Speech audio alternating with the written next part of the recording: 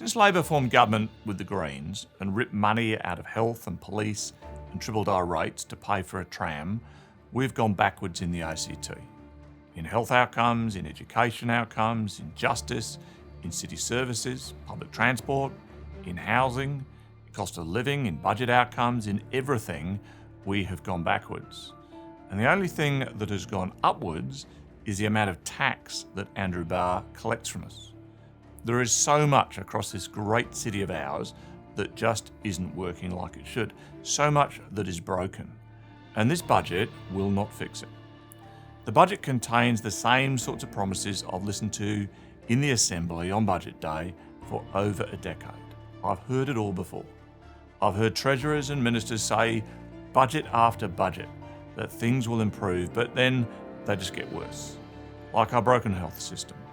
We have the longest waiting times for emergency departments in Australia. Important parts of our hospital are losing training accreditation. We don't have enough hospital beds and the culture is toxic. We desperately need a Royal Commission to fix it. Now, many Canberra schools are either full or they're run down. We have a teacher shortage and way too much violence in our schools. We've got declining literacy and police numbers are the lowest in Australia, and our sentencing and bail regimes are failing victims and our community. Our public transport system has low patronage, with less buses on the road than in the 1990s. Rates and fees and charges have all gone up way above inflation and now unaffordable for many people. It's hurting families and it's hurting retirees. Housing affordability and rental affordability are some of the worst in Australia, and land release has become a sham. Many families are forced to live in apartments because they can't afford a house or even find a house to live in. And we've got record homelessness in Canberra and falling numbers of public housing dwellings. Emergency services workers have described their workplace as being like a dictatorship.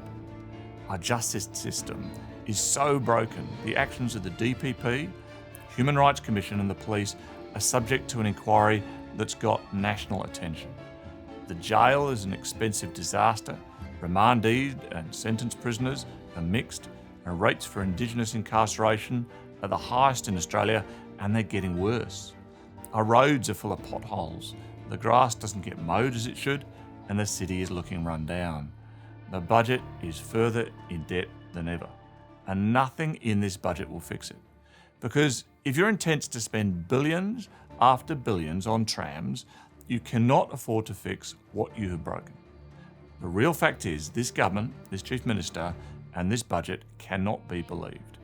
If there's any doubt about this, just ask the doctors and nurses at Calvary whether this government should be trusted. They were deceived, and the people of Canberra were deceived. For this government, their word is now worth nothing. Even their signature on a contract is worth nothing. But there is a better way than this path of decline and deceit.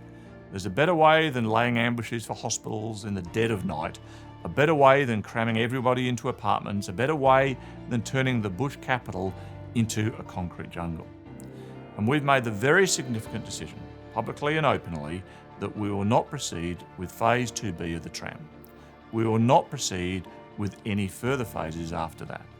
And this is a decision that provides for a very different vision of Canberra. Phase 2B alone would be $3 to $4 billion.